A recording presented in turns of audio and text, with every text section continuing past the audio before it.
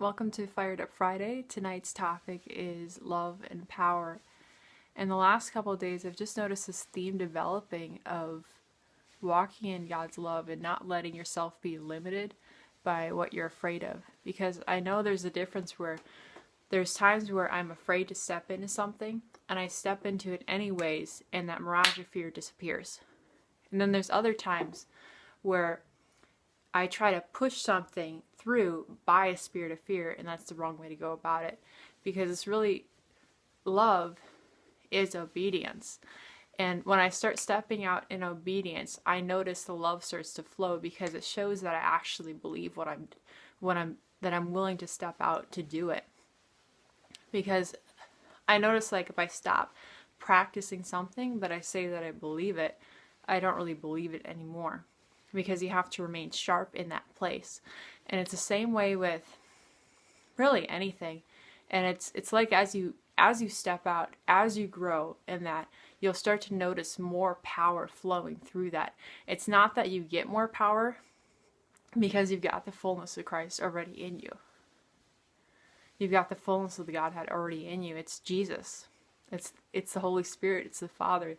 They all come as one. And it's allowing them to flow through you, because you can't get a part of a Jesus, and you can't get a part of a Holy Spirit, and you can't get a part of the Father. It just, you get them all. And I remember I was having a conversation with somebody earlier this month, and we were talking about that unlimited aspect of having all of God in you. And it's like, that's even better than what they experienced in the Old Covenant. They were experiencing a shadow, a portion. But now it's like the fullness has been revealed, and it's Christ in you. He is the hope of glory.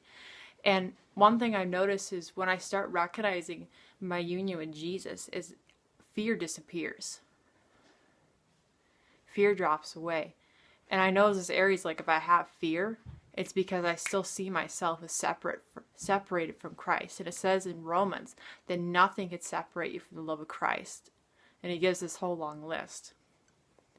And it says in 1 John that perfect love casts out fear. And I know there's a time where I've experienced that perfect love where I tried to be afraid and I could not. And that was a glorious place. And I want to learn how to walk in that. It says if you start abiding in that love, that you're going to bear fruit. And one thing I've noticed about when you're focused on what God says is true, rather than I feel this or I think this, it actually starts to level out what you feel and what you think, where it starts to come into alignment with that, where it's like your feelings are covered, where they aren't the ones leading the charge, but they're the ones that are being grounded by the peace of God. And that's really the place where your soul is meant to be. It's not supposed to be the one leading the charge. It's supposed to be the one that's submitted to God. And when you submit to God, the enemy flees. When you submit to God, anxiety flees. And you don't even have to use the word spirit of fear, go. But you could just say truth, and then fear starts to disappear because you're not focused on that. But in the absence of light is darkness. So when you flip that light on, the darkness disappears, and you don't even have to focus on trying to figure everything out, but you just trust him. And a topic that I'd come with earlier is 100% stability, because I realized when I started placing my stability in what people thought, that's where I was unsteady, and I was walking in a spirit of fear rather than love, power, and a sound mind, and I was stopped up. The place where you get confident is when you say, God says this about me. This is true. I am. He says this. This is who I am. And fear starts to fall away. That's why I love those identity declarations, because they release power through you. Because it shows you what's already in there. It proves what is already evident because of Jesus in you. And something I love to see is when faith sparks in people, where you just for a second, you get their eyes off that problem and you get their eyes onto Jesus, and faith happens. Love starts working in them, And that's why, like, it says that if you fix your eyes on Jesus, the author and the finisher of faith, who for the joy set before him endured the cross, that's how faith happens.